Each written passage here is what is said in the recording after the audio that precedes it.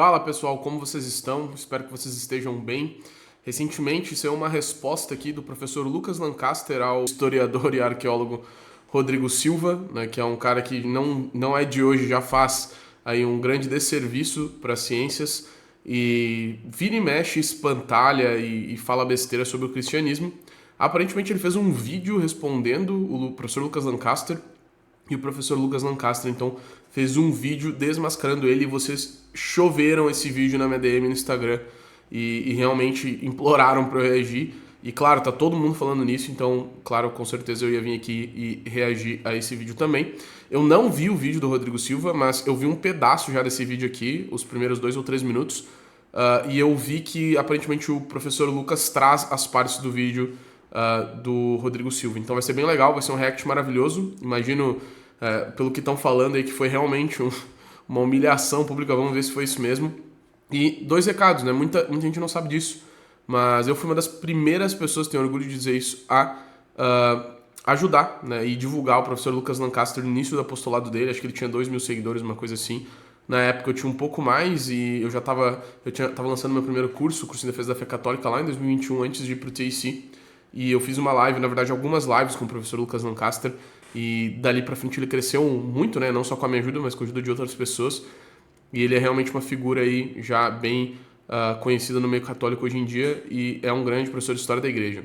Segundo recado é o seguinte, né, eu talvez não tenha grandes contribuições, eu vou tá mais assistindo aqui, porque, enfim, história da igreja, eu já estudei bastante história da igreja, mas certamente, né, não há muito aqui o que debater as coisas são verdade ou não, nesse sentido é mais simples do que um debate filosófico ou teológico, né, se é que vocês estão me entendendo. Então, ou o fato é ali historicamente comprovado ou não é, e as provas que ele apresentava vão ser mais fáceis de a gente tirar conclusões, né, do que um debate filosófico ou teológico, onde tem, né, uma complexidade um pouco maior em certo sentido. Então, não esperem grandes contribuições minhas, mas eu tô aqui mais para assistir mesmo e ver como isso aconteceu, beleza? Então, vamos ver aí o que eles têm para nos oferecer. Depois de mais de um ano, Rodrigo Silva me responde.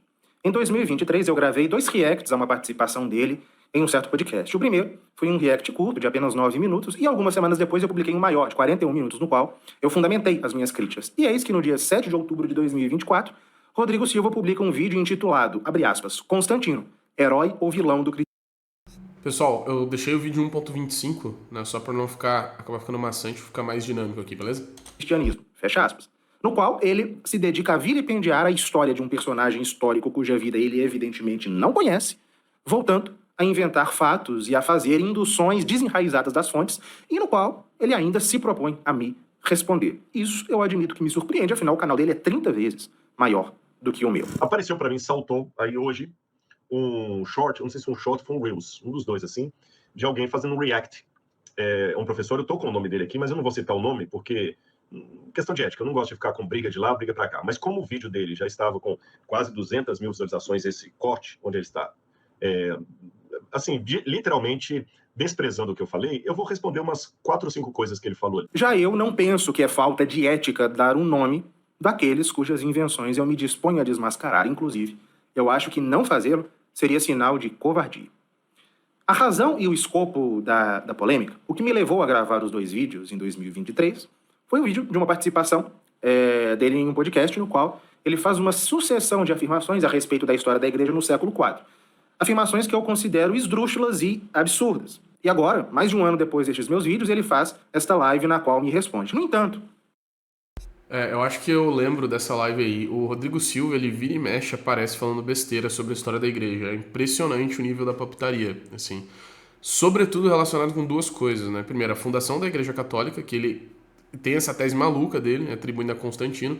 Na verdade é uma tese comum, só que geralmente você vê argumentos, assim, que não se propõem a ser grandes teses acadêmicas. No entanto, Rodrigo Silva aparece, né, tem diversas fontes para afirmar isso, o que sempre me pareceu muito bobo, assim, via de regra.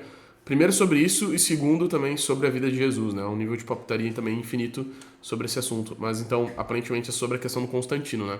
Isso aí, enfim, né, isso aí já é bem batido, né, para qualquer pessoa que tem um pouco mais de familiaridade, sabe que é impossível que Constantino tenha fundado a Igreja Católica ou qualquer coisa do tipo. Antes de entrarmos no tema que ele se propõe agora a falar, é importante deixar aqui anotados os pontos que eu contestei e que ele não respondeu, e que são a maioria. Legal, legal. Lucas muito inteligente, né? Então, o que ele tá fazendo? Isso aqui é ele tá fazendo uma estratégia argumentativa do roteiro do vídeo dele. Ele tá dizendo assim, ó, ele fez aquela live supostamente me respondendo. Ele fala que vai responder 4 ou 5 coisas. Mas antes da gente responder de volta aquilo que ele respondeu, vamos primeiro só enumerar as coisas que ele não respondeu. Isso aqui é muito interessante, por quê? Porque passa para as pessoas, né? Quando alguém faz um vídeo de resposta, passa para as pessoas, argumentativamente falando, né, uma noção quase inconsciente ali, de que a pessoa teria respondido tudo que a outra falou. Né? Então, fiz um vídeo resposta. Tu pode pegar só uma parte e ficar respondendo aquela parte. E as pessoas vão ficar, não, ele respondeu o argumento. Aí, às vezes, né, pode acontecer com as pessoas talvez mais inocentes, de que um argumento ter sido respondido significa que a pessoa então tá certa, sendo que houveram ali vários outros argumentos que a pessoa não respondeu. Então achei muito inteligente da parte do Lucas ele ter feito isso. Então, olha, antes da gente entrar nos pontos de disputa, vamos então primeiro só enumerar a maioria dos pontos que ele não disputou, ou seja, que aparentemente ele concedeu. Né? Vamos passar aqui em revista deles brevemente. Ele deu liberdade de culto aos cristãos, proibiu as perseguições aos cristãos, elevou o cristianismo à religião estatal. Nós sabemos. Nossa, isso aqui é absurdo, né? Se eu não me engano, o Constantino estava morto quando isso aconteceu. Vamos ver. Sabemos que o cristianismo só foi elevado à religião estatal 43 anos depois da morte de Constantino. O Édito de Milão, pelo qual Constantino deu liberdade à igreja, ocorreu em 313. O Édito de Tessalon, a igreja foi elevada à religião estatal, ocorreu em 380. Entre os dois fatos, passaram-se 67 anos. O exato termo temporal que separa a proclamação da independência no Brasil e o golpe da República. O que ele afirma seria o mesmo que afirmar que Deodoro da Fonseca proclamou a independência do Brasil ou que Juscelino foi eleito presidente da República. Muito legal, isso que o Lucas está fazendo, né? Então, vê aqui, né? Primeiro que isso não pode ser verdade, né? E outra coisa, assim, não só por esse argumento, mas, cara, eu vejo muita gente, um argumento até mais ginasial que esse, muitas pessoas falando que o Édito de Milão seria supostamente uma oficialização do cristianismo como religião romana. Isso é um absurdo, né? Primeiro que dar a liberdade para uma religião significa oficializá-la como a religião do Estado, né? Como se o Estado fosse confessional aquela religião só porque agora ela é livre de perseguição. As pessoas parecem se esquecer, né, que nos primeiros 3 séculos, né, depois de Cristo, aí, os cristãos foram largamente perseguidos pelo Império Romano. Né? Tipo, as pessoas esquecem disso. Então, sim, o Édito de Milão foi para dar liberdade de culto aos cristãos, mas não para tornar a religião uma religião oficial do Estado. O segundo ponto que eu acho absurdo disso aqui é o seguinte, cara, tem o texto do Édito de Milão, tipo, na internet. Dá um Google aí, Édito de Milão, deve ter no Wikipedia o texto, sabe?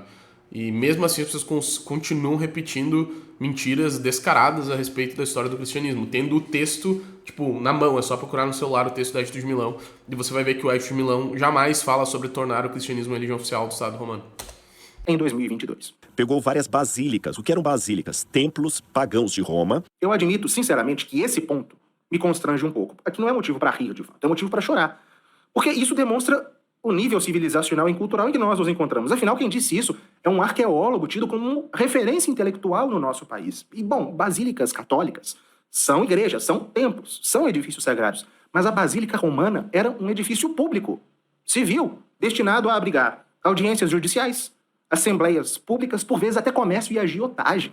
O próprio Constantino construiu uma basílica nesse sentido romano, a célebre Basílica de Maxêncio e Constantino, cujas ruínas... Sim, porque o Rodrigo Silva faz parecer que Constantino teria convertido as igrejas pagãs, né, em igrejas católicas. Igrejas pagãs aqui entre muitas aspas, né? Mas os templos pagãos, melhor dizendo, os templos pagãos em igrejas católicas. O que não é verdade porque as basílicas, aparentemente, então, né, não eram edifícios religiosos, mas edifícios civis. Se encontram até hoje no Fórum, em Roma. Por isso, eu acho que é bom enfatizar e retomar a questão. Eu te pergunto, Rodrigo Silva, a pergunta continua aqui. As basílicas romanas eram templos? Transformou essas basílicas em basílicas cristãs. Isso é falso. Constantino construiu igrejas em formato de basílica em Roma, em Jerusalém, em Constantinopla, mas não transformou as basílicas romanas em igrejas. Isso somente sucessores seus fariam. Quem já foi para a Itália já deve ter visto muito dessas basílicas. Elas têm um panteão lá dessa época que você vê que é uma coisa estrondosa. Isso aqui também é triste, afinal vem de um arqueólogo. O panteão, ele não pode ser enquadrado na noção que os romanos tinham de basílica, Pois é, não são dois tipos de arquitetura diferentes, né? e nem na noção arquitetural de basílica. O panteão era, sim, um templo, portanto não era basílica. E é uma construção redonda, enquanto as basílicas, tanto romanas quanto cristãs, são essencialmente e invariavelmente de estrutura retangular. Nossa, que vergonha, cara. Sério, toda frase que o cara fala simplesmente não é verdade. Meu Deus do céu, que vergonha, cara. Meu Deus. Elas têm um panteão lá dessa época que você vê que é uma coisa estrondosa. Nos nichos que estavam os deuses pagãos, ele tirou e colocou imagens de santos. Ele diz que Constantino transformou o panteão em igreja e substituiu as estátuas dos deuses por estátuas de santos. Pessoal, o panteão foi convertido em igreja O Lucas tá muito pistola, dá pra ver que ele tá bravo. pelo Papa Bonifácio IV em 609, 272 anos depois da morte de Constantino. E aí, nessas mudanças que a igreja Cara, que vergonha alheia. Meu Deus, um trecho da fala do cara de 30 segundos. Olha quanta besteira ele fala em, tipo, 30 segundos. fez, aí foi, depois de Constantino veio um monte de mudanças. Uma delas foi o calendário. O calendário foi mudado já na época de Júlio César, Roma. Depois ele foi mudado na época do Papa Gregório. A gente fala do calendário juliano, calendário gregoriano. E nessas mudanças que Roma fez, tanto em sua fase imperial quanto em sua fase cristã, a gente percebe alguma coisa. Nós estamos em que mês agora? Novembro, Novembro. Novembro lembra que número? 9. Mas é o mês 11. É, Outubro lembra que número? 8. Mas é o mês 10. Dezembro lembra que número? 10. Mas é o mês 12. Quem mudou tudo isso? Roma. Mudou. Sim, mas não foi antes de Constantino isso? Acho que tá nas obras do Plutarco, já tinha calendário juliano bem antes, não? Os calendários. Ele fala que Roma modificou o calendário. Pessoal, Roma fez o calendário. Os meses que ele aponta no vídeo são meses romanos. Não são meses hebraicos que Roma modificou. E por que ele envereda nessa questão? Para embasar o que ele disse logo em seguida a respeito de uma profecia do Antigo Testamento que fala da modificação do calendário. Ele toma o calendário juliano, que é um calendário pré-cristão, promulgado em 46 a.C., e o coloca entre as mudanças que, segundo ele, Roma fez em realização dessa profecia veterotestamentária. E ele fala ainda do calendário gregoriano, feito pelo Papa Gregório. Talvez ele não saiba, mas houve 16 papas com este nome. O Papa Gregório em questão é Gregório XIII, que promulgou a sua correção ao calendário juliano em 1582. E ele não Ah, no século XVI, cara, olha isso. mexeu nos meses, como é sugerido. Ele modificou a contagem de alguns dias. Tudo isso, pessoal, é de conhecimento geral. É aquele tipo de coisa Sim, o negócio do calendário juliano, ele já existia antes de Cristo mesmo, né? Acho que tá... Assim, acho que isso é uma informação, como o Lucas tá falando, uma informação meio pública. A gente aprende, tipo, no ensino fundamental, essas coisas, não? que a gente simplesmente aprende. São fatos históricos básicos. O sábado foi trocado pelo domingo, Sim. exatamente como Daniel 7,25 disse que aconteceria. Cuidará em mudar os calendários e a lei. Então quer dizer que os romanos trocaram o sábado pelo domingo a partir de Constantino. Então por que nós encontramos numa carta Essa aqui eu também sei porque ela não é só histórica, ela é teológica também. Existem relatos, né, de cristãos, se eu não me engano, na patrística mesmo, dos primeiros séculos, século II ali já, onde se refere claramente os cristãos como guardando o domingo, dia da ressurreição, ao invés do sábado. Isso já existia antes mesmo, né, do cristianismo ser uma religião livre em Roma, muito antes, na verdade. escrita em 107, 200 anos antes de Constantino. Carta escrita aos Magnésios, por Santo Inácio de Antioquia, que foi discípulo dos apóstolos. Por que nós encontramos então os seguintes dizeres? Nós que antes guardávamos o sábado, agora não mais o guardamos. Nós guardamos o dia em que o Senhor ressuscitou. Quem nunca viu essas citações aí lá no Apologistas da Fé Católica na internet, pô, isso aí, quem já estudou teologia, já pesquisou coisa, já viu essa citação, com certeza. Isso, repito, 200 anos antes de Constantino. Eu optei por trazer tudo isso à baila novamente, porque Então é o seguinte, só pra vocês entenderem, isso aqui é tudo que ele não respondeu, tá? no vídeo em questão, que ele se propõe a me responder, ele não toca em nenhum desses 7 pontos. Como o vídeo dele já estava com quase 200 mil visualizações, esse corte, onde está, assim, literalmente desprezando o que eu falei, eu vou responder umas 4 ou 5 coisas que ele falou. Não, ele não toca em 4 ou 5, ele toca em apenas 2. E já que o estudioso em questão alega prezar pelo debate acadêmico, estruturado, racional, e como todo debate dotado de tais predicados não pode deixar pontas soltas e questões não enfrentadas, eu julguei que não seria de bom tom esquecer esses temas aos quais ele não respondeu. Exatamente, porque a refutação de um argumento não é a refutação da tese, né? Então, em um debate acadêmico sério, você não pode ignorar o número de objeções. Por isso que em obras, por exemplo, como a própria Suma Teológica, você vai ver que São Tomás responde a cada uma das objeções apresentadas. Ele dá uma resposta geral e depois, a partir daquele princípio, ele responde cada uma das objeções. E é assim que um debate sério é feito. Você não pode deixar de responder a alguma das coisas, né? Simplesmente porque você quer. Por isso, eu optei por trazê-los, para que não sejam olvidados. Ah, mas ele tem o direito de não responder. Sim, claro, tem. E eu tenho o direito de ressaltar. Ele não respondeu. Mas então, o que ele respondeu? Ele respondeu, em primeiro lugar, às críticas que fiz à sua exposição da visão de Constantino. E, em segundo lugar, ele tenta demonstrar algo que eu nego, ou seja, que Constantino promoveu um sincretismo entre cristianismo e mitraísmo. E por que ele foca nesses dois pontos? Bom, além do fato de que, provavelmente, ele não soube nem como tocar nos outros 7 pontos que contestei, ele quis focar nessas duas questões porque elas possibilitam, embasam a sua tese principal. E qual é? A de que o imperador Constantino não se converteu, que ele apenas simulou se converter e que ele fez uma simbiose, uma mistura entre paganismo e cristianismo e que, por consequência, todo o cristianismo posterior estaria manchado por este sincretismo. Bom, o que justificaria diversas teses, incluindo a própria reforma protestante, né? Então, porque a Igreja de Roma, então, ela teria se misturado, e sim, existem variações, uma mais bizarra que outra dessa mesma tese, tá? Então, que Roma, que a religião romana bebeu, né, do paganismo, bebeu do helenismo grego, e aí virou uma religião que misturou o cristianismo com o paganismo, e aí virou uma religião corrupta e não mais a verdadeira igreja de Cristo, e por isso a reforma foi necessária. É uma coisa mais mirabolante que a outra. Por isso essa mania que muitos protestantes têm, não são todos, né? Mas muitos protestantes têm de simplesmente negar tudo da escolástica, né? E ficar com os primeiros pais da igreja, assim, de alguma forma, justamente porque seria a religião mais pura, tá? Então, você vai ter aí diversas teorias e diversos campos teológicos que vão se utilizar de uma narrativa histórica falsa para... Então você vai ter aí, né, diversas correntes teológicas que vão usar de uma narrativa histórica falsa, ou simplesmente uma narrativa ou uma teoria, né, uma hipótese histórica infundada para justificar certos acontecimentos e rompimentos da unidade da igreja nos séculos que se seguiram. O que é uma coisa completamente absurda, né? Simplesmente porque, primeiro, é falta de prudência e, segundo, porque essa teoria em si não se sustenta, né? Então, isso é algo bem comum já. Eu acho que não é novidade para o Lucas Lancaster ter que lidar com esse tipo de argumento. Então, examinemos as duas questões. A visão de Constantino, em primeiro lugar, e, em segundo lugar, a suposta falsidade da sua conversão com a alegada paganização do cristianismo que Constantino teria promovido. Bom, a visão de Constantino. Vejam o primeiro argumento elencado por ele. Quando ele fala, me desdenhando, que Constantino não viu a cruz no céu, ele está desmentindo uma própria pintura que está no Museu do Vaticano. Essa pintura aí que está no Museu do Vaticano foi pintada por Rafaelo, está lá no Museu do Vaticano, na Sala Constantino, que tem lá dentro do Museu do Vaticano. Não, peraí, pintada por quem? Deixa eu voltar. Pintada por Rafaelo. Cara, isso aí foi, tipo, muitos séculos depois, não foi? Não acredito que ele tá dando um argumento. Vou deixar o Lucas falar. Será que esse não é aquele trecho que ele postou no... Ele postou isso aqui no Instagram, né? Agora eu não lembro, mas isso aqui é muito absurdo. Isso aqui é muito absurdo.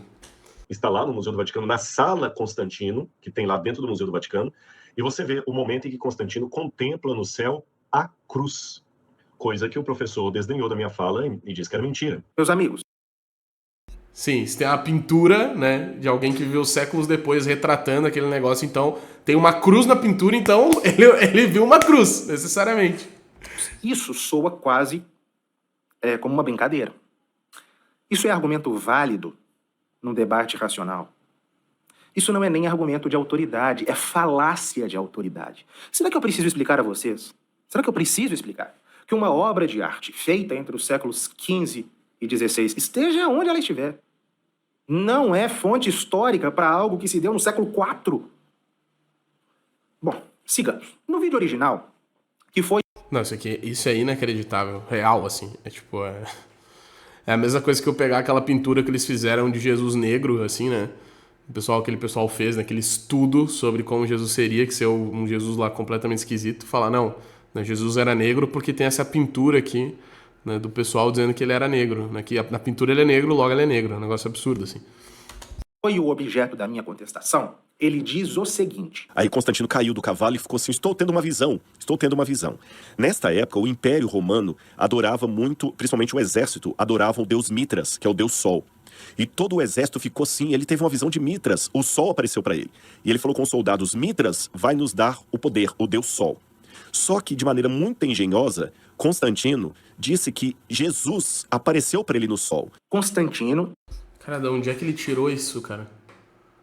Essa é nova pra mim. Eu nunca tinha visto de todas as loucuras, porque assim, como esse negócio todo é uma mentirada do caramba, ninguém mente nos mínimos detalhes, né? Ninguém vai lá e fica assim, não. E sabe aquela história? Não, na verdade, ele falou pros soldados que viu Jesus, mas era tudo uma manipulação. Tipo, cara, todo mundo que mente narrativa histórica não mente as coisas mais detalhadas, né? Essa é nova pra mim. O cara mentir nesse nível é um negócio, é uma coisa meio, assim, assustadora, pra ser sincero.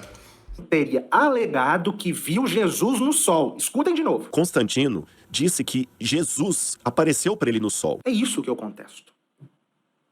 Será que, nas fontes que falam da visão de Constantino, existe algum respaldo para se afirmar que o imperador viu Jesus no sol? São duas as fontes contemporâneas que falam da visão de Constantino: Lactâncio e Eusébio de Cesareia. Que assim, pra quem não sabe, Eusébio de Cesareia é a maior referência em história da igreja nesses primeiros séculos aí, tá? Tipo, Eusébio de Cesareia é o cara quando o assunto é a história da igreja dos primeiros séculos. Lactâncio foi o primeiro. Mas nós devemos nos fiar do que ele diz? Bom, Paul Alar, que é um célebre historiador dedicado ao estudo dos princípios do cristianismo, no seu Le Fin do paganismo, ele diz o seguinte: recordemos-nos de que Lactâncio não relata aqui, na visão, um dos boatos vagos que corriam o mundo sem que se pudesse saber a origem. Ele era próximo de Constantino. Chamado de Nicomédia para a Gália para criar o filho mais velho do príncipe, ele deve ter vivido na intimidade da família imperial. É verossímil que ele nos tenha transmitido uma narrativa que ouviu do próprio imperador ou de alguém do seu círculo. E o que diz Lactâncio? Ele narra no seu De Mortibus Persecutorum, da morte dos perseguidores, capítulo 44, livro escrito em cerca de 316. Ele diz o seguinte, isso 4 anos depois da visão de Constantino.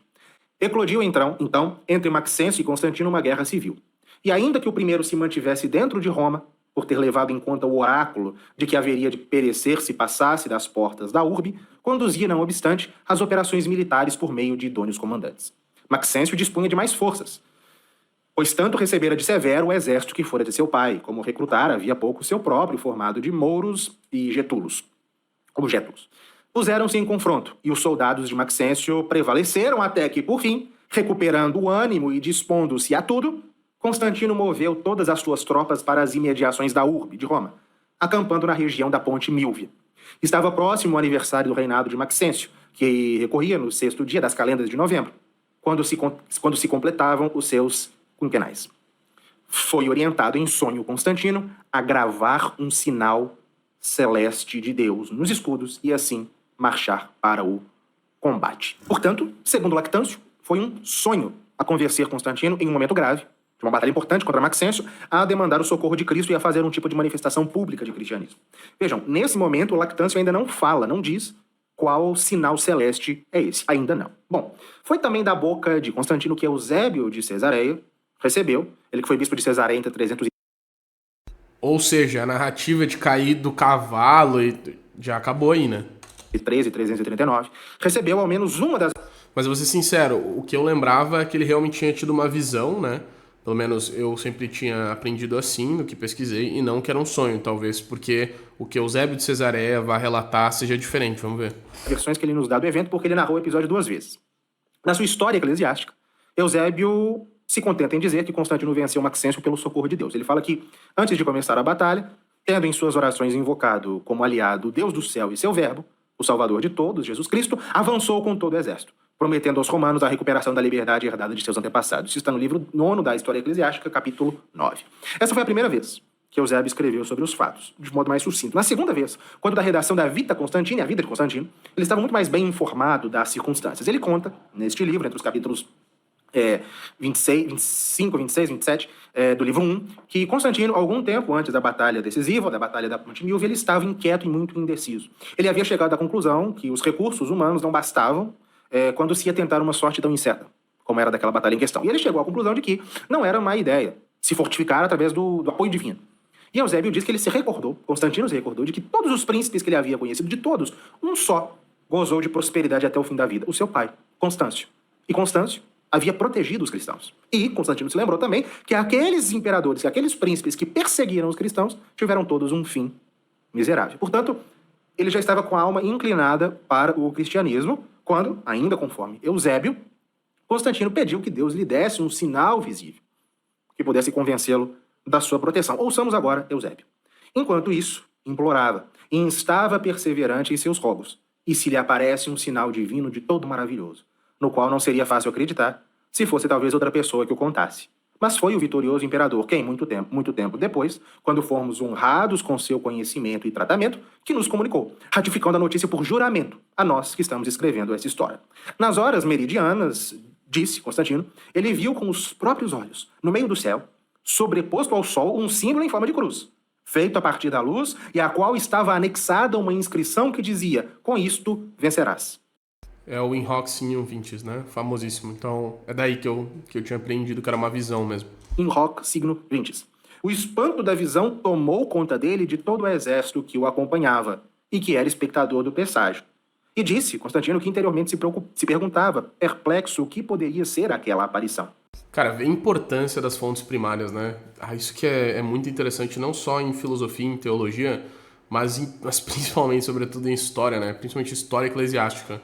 Cara, tem várias coisas nesses textos que são, assim, realmente, principalmente nesse último texto, que são bem bacanas, assim, né? Primeiro, a fé de Eusébio, que estava escrevendo, né? Onde ele escreve, né? Honra a Nosso Senhor. E depois, Constantino ter jurado ser verdadeiro o relato que ele estava dando, né? E que ele recebeu de fato de boca, ratificado, né? Que Eusébio recebeu ratificado pela própria boca de Constantino essa mesma informação. Estava dominado pela reflexão quando a noite o surpreendeu. Em sonho, viu Cristo, Filho de Deus, com o sinal que apareceu no céu, que lhe ordenou que Legal, então são as duas coisas, né? Então foi uma visão e um sonho. Isso explica Lactâncio. Então, vez feito uma imitação do sinal observado no céu, o usasse como estandarte nas batalhas contra os inimigos. Levantando-se logo após o amanhecer, ele comunicou o arcano aos seus amigos. Que legal, então aqui novamente faz com que os dois relatos não entrem em conflito, né? Porque Eusébio faz um relato mais concreto que justifica o relato de Lactâncio de 4 anos após a vida de Constantino, de que teria sido um sonho, porque na realidade foram as duas coisas, né? Existe contradição entre Lactâncio e Eusébio apenas aparentemente. Lactâncio fala de um sonho, Eusébio fala da visão do céu e depois do sonho. Mas o que Constantino viu no céu? Eusébio diz que ele viu uma cruz. Mas será que com esta palavra, cruz, Eusébio não queria dizer outra coisa diferente da que nós chamaríamos cruz? Ah, mas isso é especulação. Especulação baseada no que o próprio Eusébio diz em seguida. Diz ele, no capítulo 32 do livro 1 da vida de Constantino. A seguir, depois de ter convocado os artesãos de ouro e de pedras preciosas, sentou-se entre eles e fez-lhes compreender a figura do sinal que mandou reproduzir no ouro e nas pedras preciosas. Numa ocasião, o próprio imperador, e isso por especial favor de Deus, deu-nos a honra de contemplá-lo com os nossos olhos. Foi feito da seguinte forma: uma longa haste revestida de ouro tinha um braço transversal posicionado em forma de cruz. Acima, repousava... Daí explica, né, toda essa simbologia, sempre quando falam do símbolo que Constantino viu nos céus, seria esse símbolo aí. Solidamente entrelaçada com pedras preciosas e ouro, uma coroa, na qual 2 letras, indicando o nome de Cristo, conotavam o símbolo da fórmula salvadora, através dos 2 primeiros caracteres. Um Rho e um Ki. Mais tarde, o imperador passou a usá-lo no capacete. Do braço horizontal, que era atravessado pela haste, pendia suspenso um pano de categoria real, coberto com uma variada gama de pedras preciosas costuradas que emitiam raios de luz, todos bordados em ouro, e que ofereciam a quem via um espetáculo de beleza indescritível. Este pano, preso ao braço horizontal, tinha dimensões simétricas em comprimento e largura. O mastro perpendicular, que da base ganhava grande comprimento até o topo, abaixo do troféu da cruz, próximo às bordas de ouro, carregava a efígie dourada elevada ao peito do imperador e de seus filhos. o imperador usou continuamente esse sinal salvífico como salvaguarda contra qualquer poder hostil que se opusesse a ele, e ordenou que objetos semelhantes a ele fossem colocados na frente de seus exércitos. E voltemos a Lactâncio. Ele também faz uma descrição do símbolo que Constantino foi mandado a inscrever nas suas armas. Isso no capítulo 44 ainda do De Mortibus Persecutorum. Ele fez como lhe fora mandado. E tendo feito atravessar a letra Qui por uma Os dois dão a mesma descrição, legal, né? perpendicular cuja extremidade superior se curva, marca nos escudos o monograma de Cristo. Munido com este sinal, o exército tomou armas. O inimigo avançou em direção a eles, sem contar com a presença do imperador, e cruzou a ponte. As linhas de batalha ficaram enfrentadas e luta-se, de ambos os lados, com os maiores esforços de bravura, sem que se notassem fugas de uma parte nem de outra. Isso, entre aspas, se não me engano, foi tirado do canto 10º da Eneida de Virgílio. Acho que é referente à batalha na qual Turno matou Palante. Então, apesar de Eusébio falar cruz, o símbolo que ele descreve não é o que chamamos de cruz. Tanto ele quanto Lactâncio, que são as únicas fontes contemporâneas do evento, as únicas, ao descrever o sinal que Constantino mandou inscrever em suas armas, descrevem a letra grega Qui, atravessada no meio por uma perpendicular, com a extremidade superior recurva, ou seja, por um rho. Nada mais é do que a cruz monogramática de Cristo, e não este símbolo que nós chamamos ordinariamente cruz. Que era, na verdade, o que chamava-se lábaro. E a arqueologia demonstra que este símbolo que Constantino inscreveu nos seus escudos e estandartes era o lábaro. O estandarte constantiniano ele está sem o tecido, representado sem o tecido, nesse sarcófago do século IV que se encontra no Museu do Vaticano. Nossa, que vergonha, Rodrigo. Cara, arqueólogo não sabe disso, pô, pelo amor de Deus. E é este o símbolo que se encontra numa imensidão de moedas de Constantino. Cara, tem muito registro desse símbolo aí, né? Puta, que louco. E dos seus sucessores. Nessa moeda, do próprio Constantino. Nesta outra, do usurpador Magnêncio. Nesta, de Constantino II, filho de Constantino. E nesta outra, da imperatriz bizantina Pulquéria, já no século V. E numa forma mais simplificada, com o simples monograma sem a haste. Mas é possível que Constantino tenha de fato visto uma cruz no sentido que nós utilizamos corriqueiramente e mudado para outro símbolo? É possível, é pouco provável, considerando o seu caráter um tanto supersticioso, como nós veremos em seguida. Mas, ainda que isso seja admissível, isso aqui não é. Constantino disse que Jesus apareceu para ele no sol e que Jesus é o próprio Mitras. Me mostre um só cronista. Não, ele tirou de lugar nenhum essa informação, por isso que é escandalizador, assim, é um escândalo isso, entendeu? Não tem literalmente fonte nenhuma desse tipo de relato de que ele teria caído do cavalo e olhado pro sol e teria dito que viu Jesus, mas que era mito. Tipo, isso ele literalmente ele mentiu nos mínimos detalhes aqui, tá? Isso é bem espantoso. Um só historiador das origens dizendo que Constantino alegou ver Jesus Cristo no sol.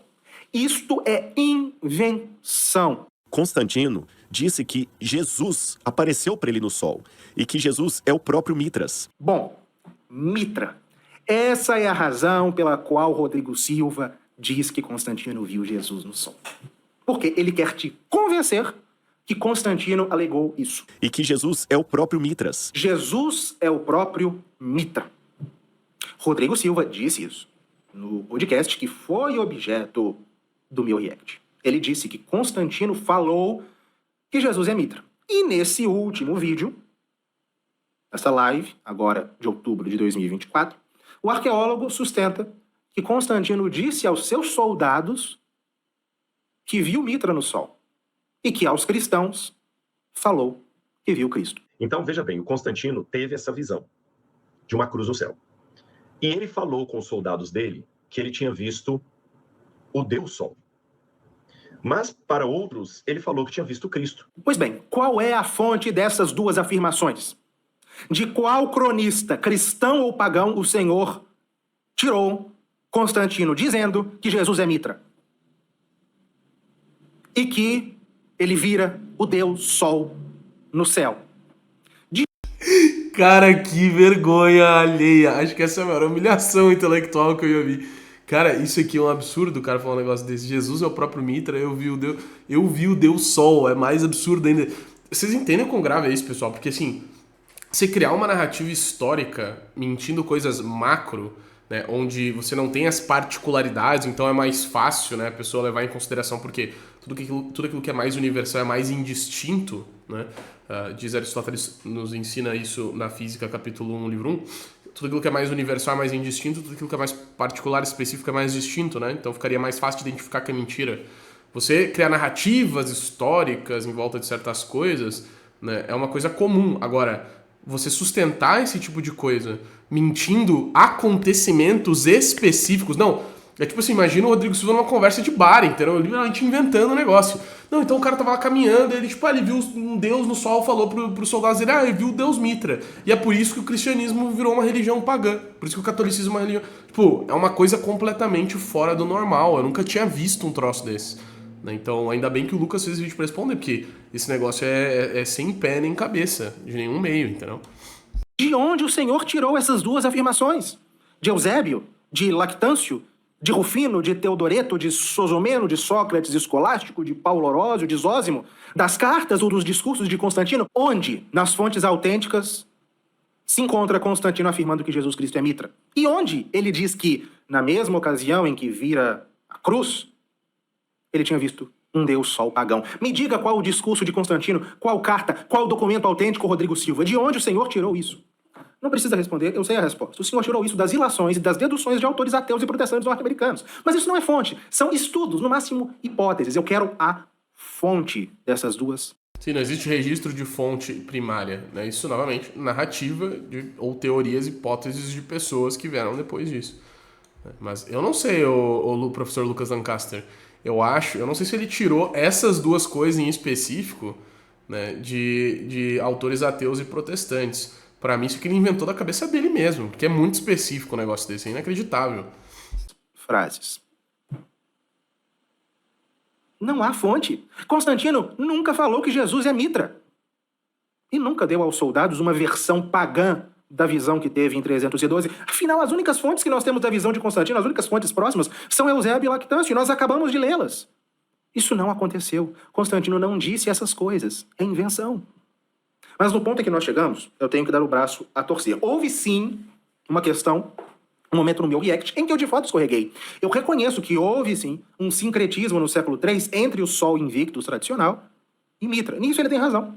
Houve sim no tempo de Aureliano uma identificação entre esses dois deuses. Mas disso ele salta para dizer que ele diz que o Sol Invictus é Mitra. E disso ele salta para dizer que Mitra é Jesus, segundo Constantino. Desse sincretismo feito entre o Sol Invictus e Mitra, saltar para afirmar que Constantino declarou que Jesus é Mitra, é uma falácia, é um sofisma que qualquer analfabeto deveria perceber. Sim, né? É baseado em uma premissa oculta, inclusive, aqui, que é uma noção comum, tá? Inclusive, né? Tava ensinando geometria ontem, na quarta noção comum dos elementos de Euclides. Todas aquelas coisas que são... Se duas coisas são iguais a uma outra coisa, então elas são iguais entre si. Então, qual que é o argumento dele, né? Usar a noção comum aqui para dizer, olha... Se o Sol Invictus é Mitra e Mitra é Jesus, logo, né? Jesus e Sol Invictus se identificam com Mitra, logo Jesus é o Deus Sol. Daí vem toda aquela... Claro, ele não deve ter falado isso, mas daí que saem essas ideias mirabolantes de que a Eucaristia é um culto ao Deus Sol, etc e tal, que vem da época do Império Romano. Blá, blá, blá, blá, blá. Né? É uma falácia baseando-se em uma noção comum de que duas coisas que são iguais a outras são iguais entre si. Alguns de vocês devem estar se perguntando por que ele insiste nisso. Inclusive, ele fica 20 minutos do vídeo dele de resposta a mim, falando de Mitra, Sol Invictus. Por que ele insiste nisso? Por causa do suposto sincretismo. Por causa da paganização do cristianismo que ele sustenta que Constantino promoveu. Ele afirma que Constantino fundiu a fé cristã com crenças do mitraísmo, que era uma religião pagã oriental. Ouçamos. Então ele fez uma simbiose, uma mistura, um sincretismo entre cristianismo e mitraísmo. Como é que ele poderia convencer o seu exército a adotarem o nome de Cristo, se eles não eram cristãos? E lembrem, Constantino nessa época ele não era o imperador supremo, ele estava lutando pelo poder com Maxêncio. Ele tinha conseguido a posição de seu pai, de Constâncio. Como ele conseguiria fazer isso? A resposta, fazendo uma simbiose, uma mescla entre Jesus e o patrono do exército romano. E sabe qual era o patrono do exército romano? Mitra. E ele usa essa hipótese para sustentar a tese principal dele, que é de que Constantino não se converteu e de que, na verdade, o que ele fez foi uma grande jogada de marketing. Quando Constantino elevou o cristianismo a um status de religião protegida do imperador e se proclamou cristão. Será que ele estava sendo honesto ou não? Ou tudo foi apenas um jogo de marketing político? Aqui, no começo do vídeo, ele coloca como hipótese, para concluir, no final do vídeo, que Constantino não se converteu. De fato, Constantino não tem elementos que a gente pode falar que ele se converteu realmente. Agora, por que para um protestante é tão importante negar que Constantino fosse sincero na sua conversão? Por que é tão importante atacar a conversão do primeiro? Excelente, Lucas, né? Cara, o Lucas é muito bom. Ele tá expondo aqui o que é que ele tá querendo com isso aí. Por que o Rodrigo Silva vai fazer isso? Né? Olha, não é de graça, tá? Existe uma tese inteira protestante para justificar a existência da reforma baseado nisso. Você tá entendendo? Acho que é isso que o Lucas vai falar, inclusive. Primeiro imperador cristão. Porque, negando a conversão de Constantino, nega-se a sua obra. E tudo o que veio depois dela, que, na opinião protestante, é a paganização do cristianismo. De fato, Constantino não tem elementos que a gente pode falar que ele se converteu realmente. O que posso dizer é que depois dele, o cristianismo se tornou romanizado. Tremendamente romanizado. Com muitos elementos. A velha treta protestante, já falei isso várias milhões de vezes no Twitter, no Instagram. O problema do protestantismo com a Igreja Católica não é o fato de que ela é católica, é o fato de que ela é romana. Aprendam isto, esta é a maior red pill desse react. Quanto antes você entender que o problema dos protestantes com a igreja não é a sua catolicidade, mas a sua romanicidade. Quanto antes vocês entenderem isso, mais fácil vocês vão entender a mente protestante, né? Inclusive tinha um movimento teológico um tempo atrás, acho que ainda até existe, né? Católico sim, romano nunca, né? Que era algum movimento que, enfim, né? Era uma brincadeira no Twitter. Na verdade não era uma brincadeira, mas era tipo uma trend no Twitter, assim, há uns 3, 4 anos atrás, do pessoal luterano, pessoal anglicano, mais sério, assim, protestantes um pouco mais, né, qualificados e tal. Então o problema todo é contra a romanicidade da igreja. Basta ver o problema com o culto de veneração aos santos, com a figura do papado, né? São coisas ali realmente da igreja católica e da sua romanicidade. Então o problema protestante com a igreja é a romanicidade da igreja, não sua catolicidade. Entendam isso quanto antes. Os pagãos que vieram para dentro do cristianismo. Então a razão de toda essa discussão é essa, pessoal. Constantino teria fingido se converter, alegou converter-se, enganou todos os cristãos do seu tempo, romanizou e paganizou a igreja e a igreja se perdeu. Esse é o objetivo disso tudo, pessoal. Agora vamos examinar. Estamos aqui para isso. Vamos examinar se faz sentido. Mas nos atendo às fontes. Não fazendo como Rodrigo Silva, que ora inventa fatos. Elevou o cristianismo à religião estatal. Nos nichos que estavam os deuses pagãos, ele tirou e colocou imagens de santos, o que eram basílicas, templos pagãos de Roma. E que ora faz ilações, ou seja, extrai conclusões não admissíveis pelas premissas. Bom, quais são as fontes graças às quais nós podemos conhecer a vida e o reinado de Constantino?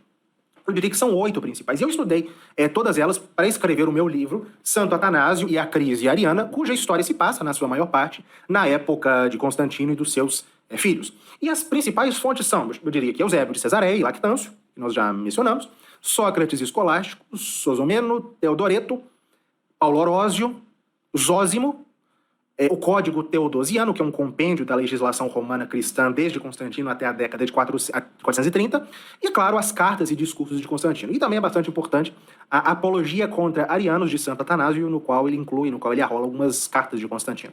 E essas fontes permitem demonstrar que Constantino não se converteu ou que a sua conversão foi simulada? Vamos lá. Em primeiro lugar, examinemos a seguinte questão. Haveria vantagens políticas para que Constantino se fizesse cristão? Vejam o que Rodrigo Silva diz. E havia o grupo dos cristãos que também poderiam ser uma bomba-relógio ou anacronismo, é claro.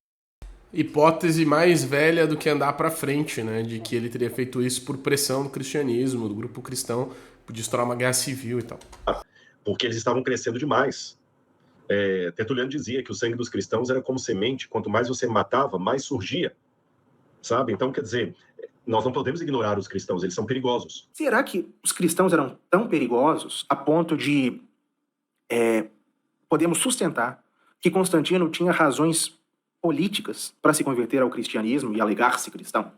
A resposta é um peremptório não. Consideremos, a modo preambular, a realidade da perseguição que a igreja acabava de enfrentar. A perseguição de Diocleciano, iniciada em 303 encerrada no Ocidente em 305, mas continuada no Oriente até 312. Os cristãos sofreram, eu até mencionarei isso daqui a pouco, de modo indizível. Constantino dava-lhes a paz. Que vantagens políticas teria Constantino ao abraçar a religião dessa gente que ele próprio tirava do estado de perseguição? Bem, e aqui eu gostaria de recorrer ao grande historiador do século XIX. O Lucas, muito bom, cara. Nossa, isso aqui é muito bom. Porque qual que é a premissa oculta que fundamenta essa hipótese? Olha, os cristãos foram perseguidos, né? E aí, eles começaram a crescer. E ver que isso aqui já é muito louco, né? Então, os cristãos eram perseguidos e mesmo assim cresciam a ponto de ameaçar o Império Romano. Não, isso não faz sentido. Por que uma religião, né, que... E aí, assim, qual que é a premissa oculta aqui? Não, eles foram perseguidos, daí começaram a crescer, e aí veio Constantino e viu que era um perigo.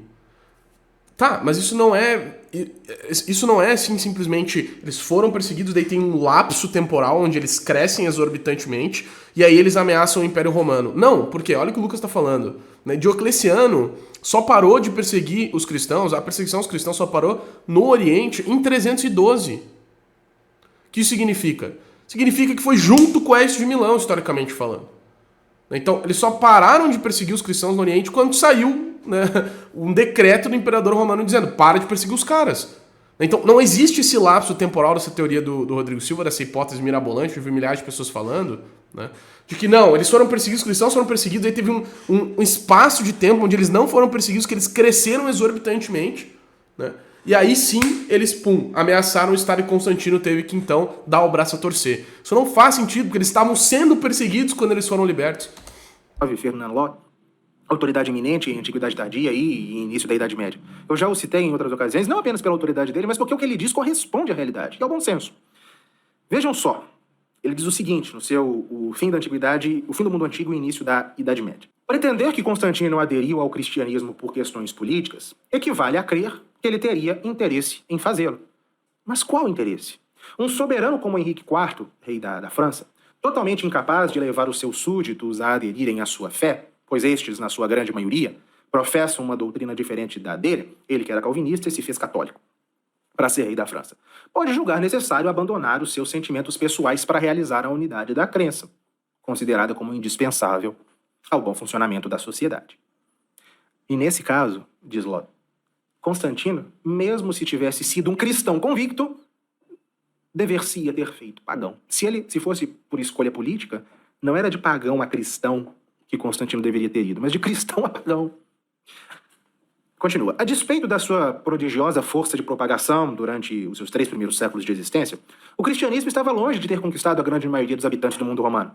As únicas Cara, isso tem que ser verdade, gente. Porque, assim, se o cristianismo era perseguido... Pensem só, tá? Você tem uma religião que está sendo perseguida, as pessoas estão sendo atiradas, né, em covas de leões, as pessoas estão sendo atiradas para morrer, né, no Império Romano, estão sendo queimadas e feitas de tochas para iluminar a cidade. Como é que essa religião está crescendo? Essa tese é completamente esquizofrênica, é um completo atentado à realidade das coisas. Então, pera, eu tenho uma religião, tá todo mundo matando os membros daquela religião, e essa religião está crescendo exorbitantemente a ponto de ameaçar a existência do Império Romano. O quão retardado você tem que ser pra defender um negócio desses, entendeu? Então, assim, estão matando todo mundo e tá todo mundo aderindo à religião que tá todo mundo morrendo, todo mundo quer morrer, né? Isso é um negócio completamente louco, entendeu? Não faz sentido isso. Uma coisa dessa é um absurdo, tá? Regiões onde, nos inícios do século IV, poderia englobar cerca de metade da população são a Ásia Menor, uma parte da Trácia, Chipre e Edessa. Exercia ainda uma notável influência nas classes dirigentes em Antioquia, na Celicídia ou na Síria Menor, em Alexandria, incluindo o Egito e a Tebas. Ou seja, basicamente norte da África e Oriente Médio. Em Roma, onde havia cerca de 30 mil cristãos, ou seja, 1/10 da população, na Baixa Itália e em algumas regiões da Alta Itália, na África proconsular e na Numídia, e em algumas parcelas da Tessália, da Macedônia e das costas meridionais da Gália. E, porém, estava muito pouco espalhado na Palestina, onde o judaísmo voltara a impor-se, na Fenícia, na Arábia Romana, no interior da Acaia, da Macedônia, da Tessália, do Épiro, da Dardânia, da Dalmácia, da Mésia, da Panônia, na Itália do Norte, na Mauritânia e na Tripolitânia. E era quase inexistente nas costas do Mar Negro, na parte ocidental da Alta Itália, na Gália Central e Setentrional, na Bélgica, na Germânia, na Rétia e na Bretanha. Assim, os países onde nasceu Constantino e onde o próprio pai reinou até 312, o Ocidente inclui-se entre os menos cristãos do Império. É paradoxal que o imperador Constantino, um ocidental, tenha imposto uma religião que só viera a difundir-se na pars orientis, no oriente do Império. Se algum imperador houve que tivesse tido interesse em abraçar o cristianismo, tal foi o caso de Galério e de Maximino Daia, os quais, pelo contrário, foram os seus piores inimigos. Mas para o soberano reinante no Ocidente, que era Constantino, aliar-se ao cristianismo representava um perfeito absurdo político. Mas era mesmo perigoso, já que o exército, a única força real do Estado, era todo ele pagão, sendo principalmente dedicado ao culto do sol e sê-lo-á ainda por muito tempo. Visto termos constatado que Constantino tinha tudo a perder e aparentemente nada a ganhar em abraçar o cristianismo, só nos resta uma conclusão possível. E vale ressaltar, não se trata de um historiador católico, se trata de um historiador secular. A de que ele cedeu a um impulso súbito, de ordem patológica ou divina, a escolha. Jogou a sua sorte ao apostar no Deus dos cristãos. Ou seja, ou ele enlouqueceu ou ele se converteu, um dos dois. Os espíritos sentiam-se perturbados pelo trágico destino de todos aqueles que tinham perseguido os cristãos. É o que Eusébio conta, né? O próprio Galério, o seu mais feroz adversário, acabava de reconhecer-se culpado e implorava as suas vítimas para que rezassem por ele. É o Édito de Tolerância de Galério, de 312. Em Roma, Maxêncio, que dispunha de um exército bem mais numeroso, fizera incantações a todas as potências divinas ou infernais do mundo pagão, conhecidas e desconhecidas, inflamando as imaginações com as suas práticas mágicas. A Constantino só lhe restava tentar a sorte, apelando para o novo Deus, o Deus dos cristãos. Sua conversão foi um ato de um supersticioso. Mas ter-se-á realmente convertido? Eis-nos de volta à questão atrás levantada. Se entender por conversão uma reformulação moral interna, a resposta será sem dúvida negativa. Isso ninguém afirma. Mas não se trata disso. Trata-se, sim, de saber se o imperador, após a sua vitória sobre Maxêncio, deu mostras aparentes, oficiais de sua adesão à nova fé. Tais mostras são inegáveis. E ele sabia que os cristãos na época eram uma força muito Cara, só lapada seca, né? Pelo amor de Deus. grande. Então Constantino, no ano 313, ele teve uma estratégia política. Inexistiam razões políticas para Constantino aderir ao cristianismo, pessoal. O cristianismo se tratava de uma força mínima na sociedade romana. Alguns supõem que ele não alcançasse, então, 5% da população do Império. É isso que leva Paul Allar, um dos maiores especialistas na história das origens do cristianismo, a se perguntar isso no seu mesmo livro Le Fin du Paganisme, tomo 1. Qual interesse Constantino poderia ter em fazer-se cristão naquele momento? Isso é muito difícil de descobrir. E até hoje não descobriram. Os cristãos saíam de uma crise da qual não tiveram tempo de se recuperar. É impossível saber de uma maneira certa qual era a cifra exata dos cristãos. Eles deviam ser numerosos, mas os pagãos eram muito mais. Sendo os cristãos a minoria, declarar-se abertamente por eles era arriscar lançar contra si a maioria. Por uma vantagem certa, se expunha a um perigo certo. Como um político tão calculista como alegam que foi Constantino, iria abraçar de peito aberto esse perigo? Qual interesse poderia encontrar em sublevar o ódio do partido pagão contra si? Partido este, que era ainda muito forte, fecha aspas. Mas vocês bem podem me cobrar, porque eu disse que eu recorreria às fontes, e esses dois lá são apenas estudiosos. Pois bem, ouçamos a palavra de um cronista a respeito dos interesses político-religiosos de Constantino. Ouçamos Zósimo, que viveu 1,5 século depois de Constantino e que era pagão. Bem se poderia esperar que ele afirmaria que Constantino não se converteu de verdade ao cristianismo, mas não é o que ele diz. Vamos ver, fonte primária. Zósimo diz que Constantino continuou praticando a velha religião, paganismo, mas que, vejam só, abre aspas, ele a praticava antes por medo de se comprometer, deixando-a do que por sentimento de piedade verdadeira. Vou falar de novo. Constantino... Nossa, essa eu não conhecia, né? Na verdade, nunca li nada de Zósimo. Incrível, né? Então, realmente, parece que os próprios cronistas já dizem e afirmam que, de fato, Constantino praticava ainda, né, atos da religião pagã, mas mais por medo de se comprometer com a maioria, o que é um argumento que vai contrário à tese do Rodrigo Silva, do que por um sentimento ali religioso verdadeiro. Praticava o paganismo, antes por medo de se comprometer deixando-a, do que por sentimento de piedade verdadeira. Trata-se de um homem que viveu entre os séculos 5 e 6, dizendo que para Constantino era politicamente melhor aparentar ser pagão do que cristão. E o que, segundo o mesmo Zósimo, teria levado Constantino a abraçar o cristianismo? Interesses políticos? Não. Zósimo diz que Constantino só se tornou de fato cristão depois de ter mandado executar seu filho por instigação da sua segunda esposa. Depois disso, diz Zósimo, ele redobrou a sua liberalidade pela igreja, os favores aos bispos e pareceu mais decididamente cristão que antes. Zósimo afirma que até 326 Constantino praticou os antigos cultos, mas que o desejo de espiar a morte de sua mulher e do seu filho foi para ele ocasião de professar a impiedade nova. Era um pagão que estava falando. Ou seja, nós vemos um historiador pagão reconhecendo que foi por motivos espirituais que Constantino quis abraçar o cristianismo. E não por conveniência política. E havia o grupo dos cristãos que também poderiam ser uma bomba-relógio é um anacronismo, é claro, porque eles estavam crescendo demais.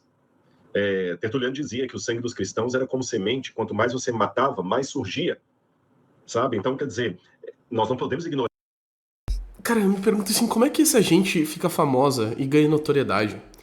Eu raras vezes vi o Rodrigo Silva falar alguma coisa que prestava. Sério, de verdade mesmo, assim, pessoas que têm um pouquinho mais de educação, é inacreditável como é que um sujeito desses tem a notoriedade que tem.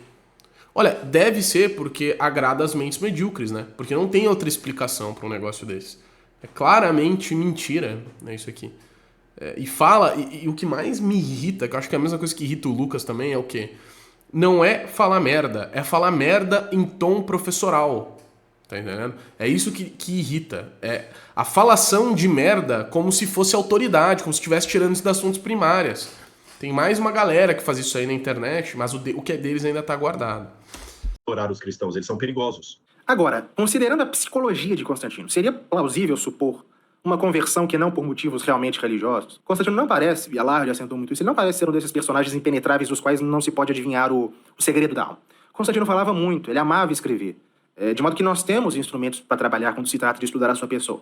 Conhecendo as suas leis, conhecendo as suas cartas, conhecendo os seus discursos, nós temos os traços principais da figura dele. Só que, de maneira muito engenhosa, Constantino disse que Jesus apareceu para ele no sol. Ah, mas ele poderia mentir.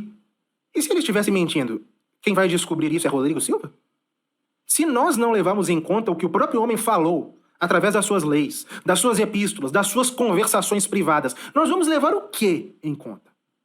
A verdade é que nos últimos 200 anos, estão todos tão convencidos de que Constantino era um político astuto, um maquiavélico, que quis enganar o mundo, que ele era um indiferente, um cético, que preferia o culto do qual tivesse tirar mais vantagem. Está todo mundo tão convencido disso, que ninguém leva em conta o que o homem de fato fez, o que ele falou, e o que os conheceram falaram dele.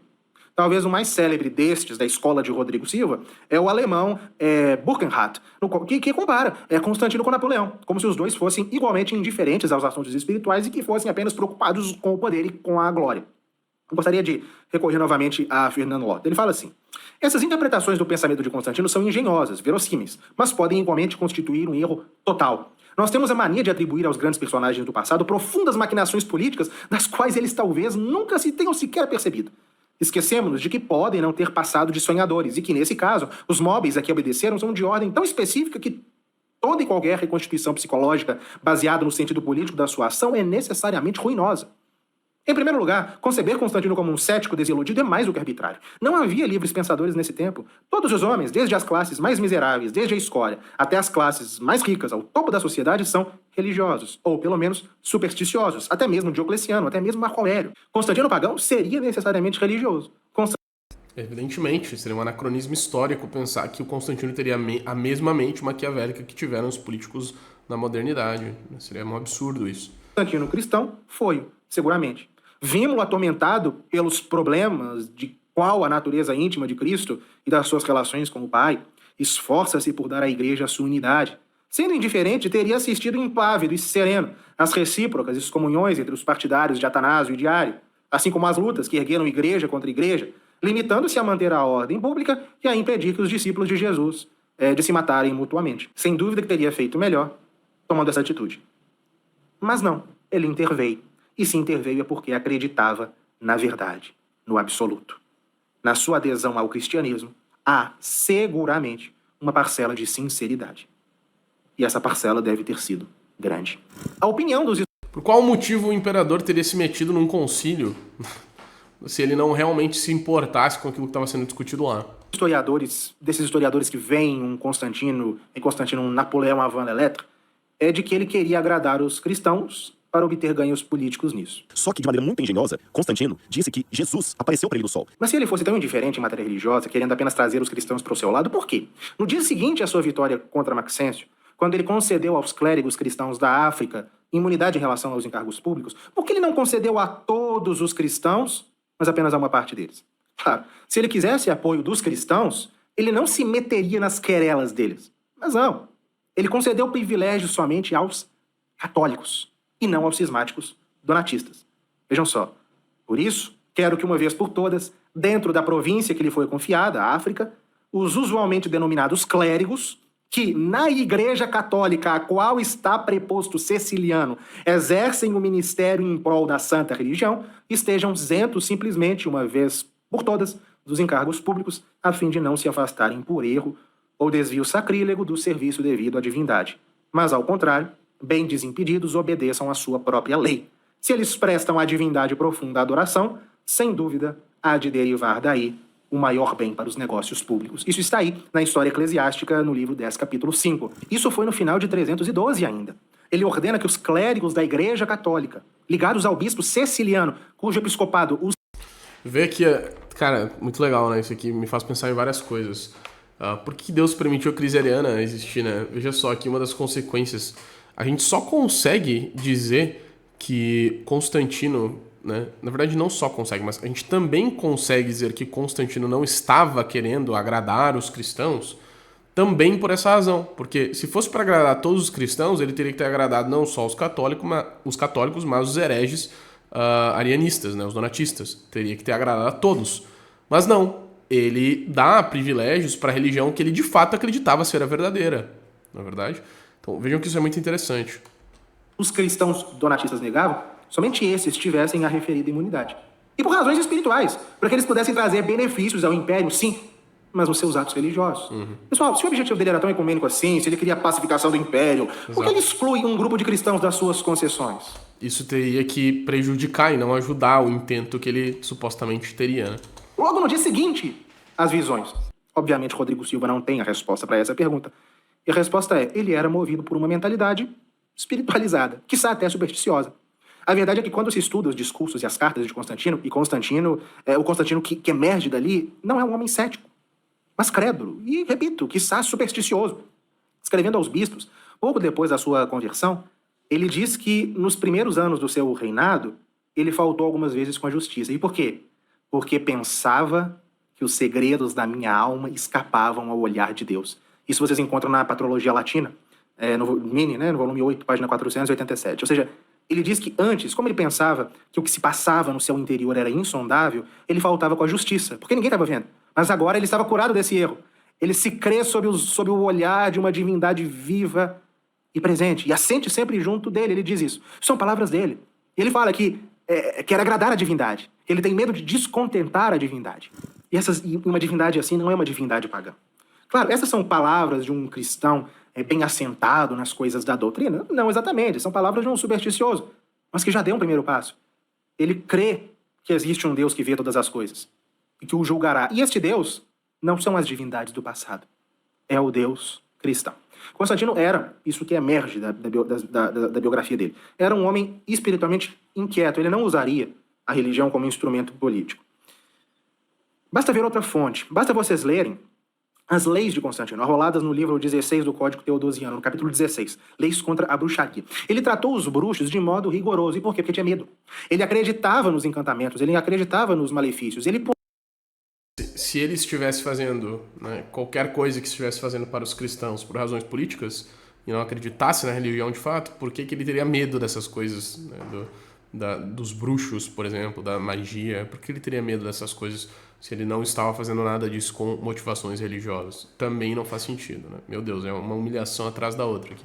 Puniu com penas muito severas aqueles que eram acusados de jogar sortes e de distribuir poções de amor. E por quê? Porque ele acreditava no poder dessas coisas. Vejam, esse é o tipo de ser humano que acredita em bruxaria, que acredita em encantamento, que vai manipular a religião visando interesses políticos. Mas há um historiador católico no qual Rodrigo Silva se embasa para sustentar a tese da falsa conversão de Constantino. Ninguém menos que Daniel Hopes. Pessoal, ele cita Daniel Hopes como se Daniel Hopes sustentasse que Constantino não se converteu e que foi tudo uma manobra política. Ele, inclusive, fala que Daniel Hopes era padre, mas não era padre. Vejam. Eu vou ler o livro do Henri Daniel Hopes, que é um padre, como falei com vocês. O livro dele tem imprimatur, inclusive, então não estou inventando nada aqui. Nossa senhora, cara, olha o nível do cara, que é referência, Daniel Hopes, padre.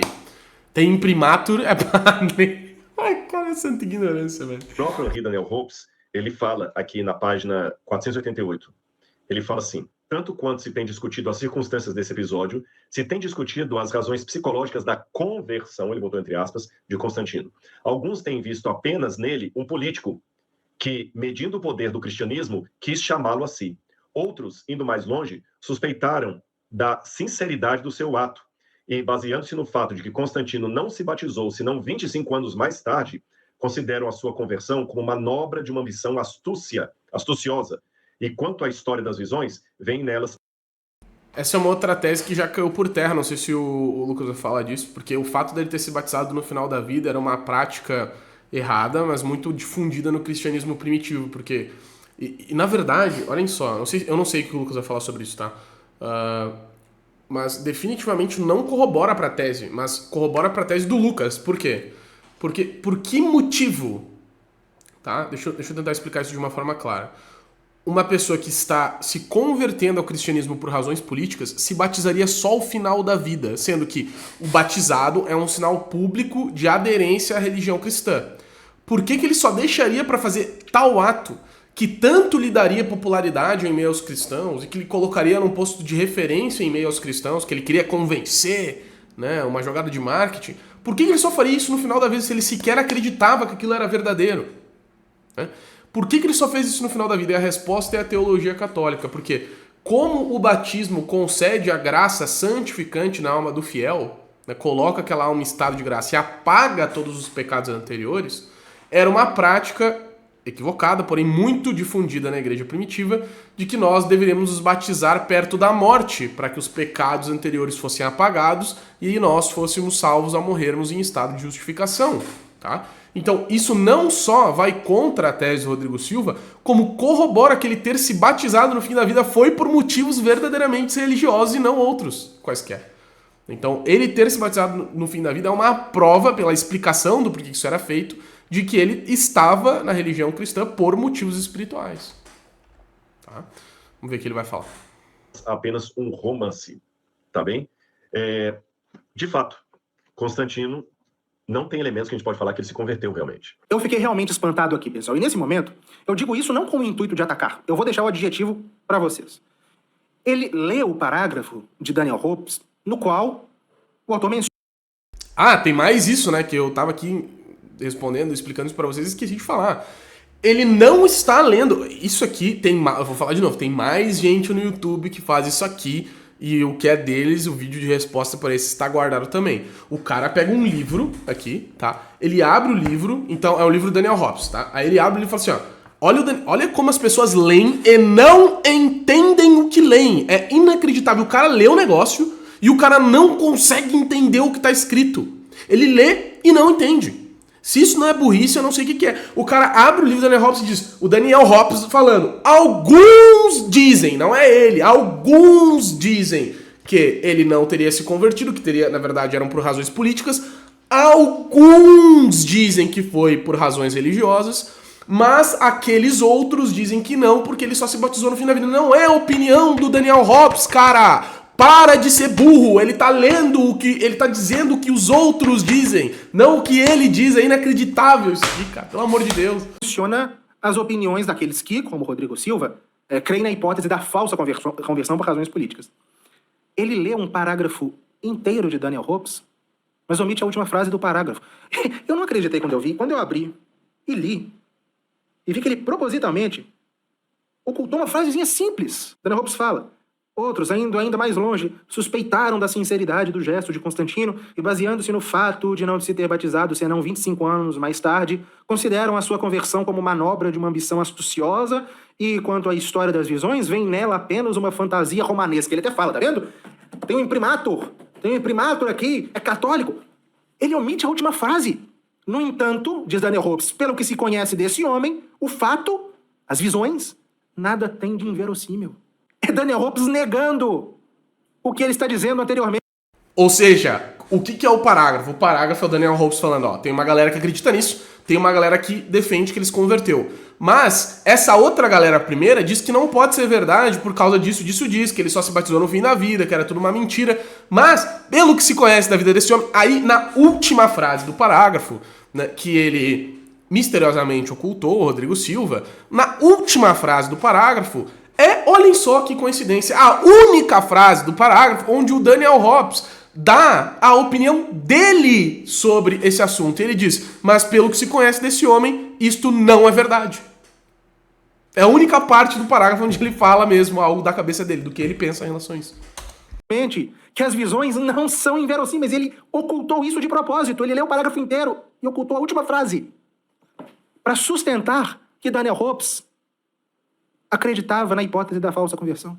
Não, isso aqui é muita desonestidade, pessoal. Isso aqui é desonestidade intelectual pura e simplesmente. É inacreditável que uma pessoa faça isso, né? Leia o parágrafo inteiro como se fosse o Daniel Hopes falando a opinião dele, quando o Daniel Hopes diz no início, alguns dizem, ou seja, ele tá dizendo que outras pessoas acreditam, e omitir do parágrafo a única frase onde o Daniel Hopes dá a sua própria opinião sobre o assunto, que é a última frase onde ele fala, mas pelo que se conhece da vida deste homem, isto não é verdade. Não, é inacreditável um negócio desse. Só se supera uma após a outra aí, pelo amor de Deus. E por que, Rodrigo Silva? Por que o Senhor omitiu essas palavrinhas tão simples? Vamos no original francês? Do Igreja dos Apóstolos e dos Mártires? Está aqui, ó. Edição de 1948, página 489. Nós vamos colocar aí para vocês. Tel cependant, qu'on connaît l'homme, le fait n'a rien d'invraisemblable. E, no entanto, do que se conhece do homem, o fato não tem nada de inverossímil. Ele omitiu de propósito, para pegar um historiador católico que aparentemente concorda com ele. Só, pessoal, eu já li esse livro aqui 3 vezes. De todas as críticas que possam ser feitas a Daniel Hopes, ele não nega a conversão de Constantino. Ele acredita que Constantino se converteu. E não precisa confiar em mim, não. Tá traduzido. Podem comprar o livro. Leiam o livro. E a questão que eu coloco é... tem que debater. Vocês acham mesmo que dá para debater nesse nível? Mas vamos continuar. Nós não desistimos. Os cristãos desenhavam o símbolo de Cristo assim. E os adoradores do sol desenhavam o sol assim. Vocês estão vendo como é que é semelhante? Então Constantino aproveitou-se a partir dessa ideia do monograma que... Não. Você parou. Isso não existe. Já existia antes dele, deixar isso claro. Não foi ele que inventou esse monograma. Ele juntou os dois ou fez uma confusão entre os dois. De modo que Cristo passou a ser o sol invencível. Ficou fácil. Volta de novo a imagem para mim, meu bem, por favor. E olha aqui, então, que interessante esses detalhes. Olha aqui, um Mitrael, já falei para vocês que é um altar, um santuário de Mitra. Esse aqui é em Inveresk, na Escócia. Você tem, de um lado, o altar, o sol. E dos lados do altar, desculpa que eu acabei não traduzindo, você tem alguns elementos laureados, tá certo? E aí o próprio comentário do livro de onde eu tirei isso coloca: isso sugere que esses elementos laureados representavam o sol invencível, o sol conquistador, o sol invictus. Então havia, sim, letra A, uma ligação entre o sol invencível e Mitra. Existia, sim, letra B, um uso dessa propaganda religiosa por parte de Constantino para ganhar o apoio do seu exército. E depois de ganhar o apoio do exército, ele começa a usar isso para atrair os cristãos para o seu lado. Onde estão as fontes disso? Repito, quando eu falo fonte, eu não estou falando de nenhum autor do século XX e nem estou falando de algum símbolo de um monumento mitraísta que, na cabeça de Rodrigo Silva, tem semelhança com símbolos cristãos pós-Constantino. Não. Eu estou falando de fontes dos séculos 4, 5 e 6, de pelo menos uma pessoa, no relato de ao menos um cronista, de ao menos um bispo cristão, de ao menos um escritor pagão, dizendo que Constantino estava promovendo uma mistura de religiões. Repito, eu não estou pedindo nenhuma indução, nenhuma hipótese de autor norte-americano. Eu estou pedindo uma fonte que acuse sincretismo no século IV. Não tem, claro, porque Constantino enganou todo mundo. E aqui nós temos que chegar.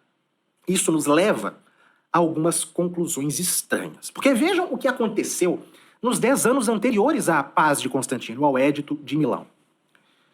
Naquele período de 303 a 305 no Ocidente e de 303 a 312 no Oriente, 2 anos e 9 anos, a Igreja sofreu a pior perseguição que ela conheceu até então.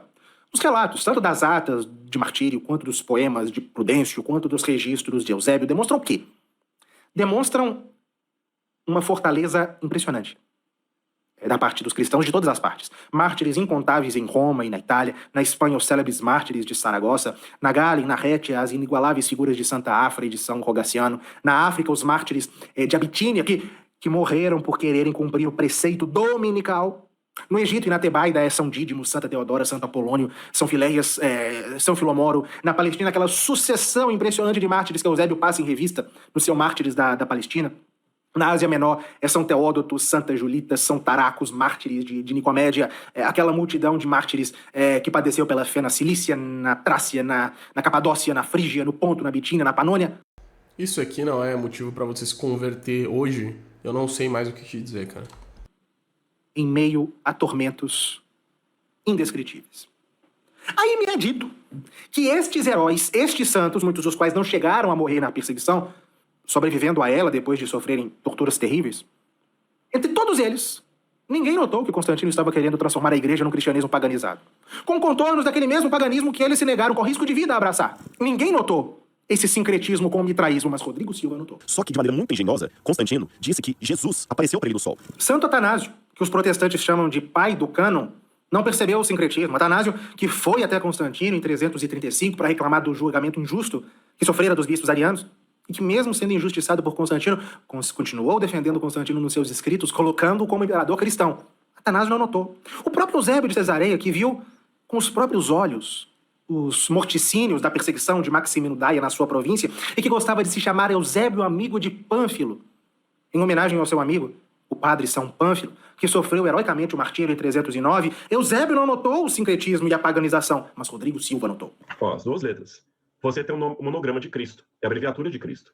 Agora, o curioso é que quando Constantino faz isso, ele aproveitou-se de uma semelhança que havia entre os símbolos cristãos do início do cristianismo e também do símbolo do mitraísmo. Por quê? Os cristãos faziam o símbolo de Jesus desse jeito aqui, ó. Os cristãos desenhavam o símbolo de Cristo assim. E os adoradores do sol desenhavam o sol assim. Vocês estão vendo como é que é semelhante? Então, Constantino aproveitou-se a partir dessa ideia do monograma, que já existia antes dele, deixa isso claro, não foi ele que inventou esse monograma, ele juntou os dois ou fez uma confusão entre os dois, de modo que Cristo passou a ser o sol invencível. Ficou fácil. Vejam, o Concílio de Nicéia, reunido por Constantino. Teodoreto, cronista do século V, ele fala que o Concílio de Nicéia era uma assembleia de mártires, na qual muitos brilhavam pelos seus dons apostólicos e muitos traziam em seu corpo as marcas de Cristo.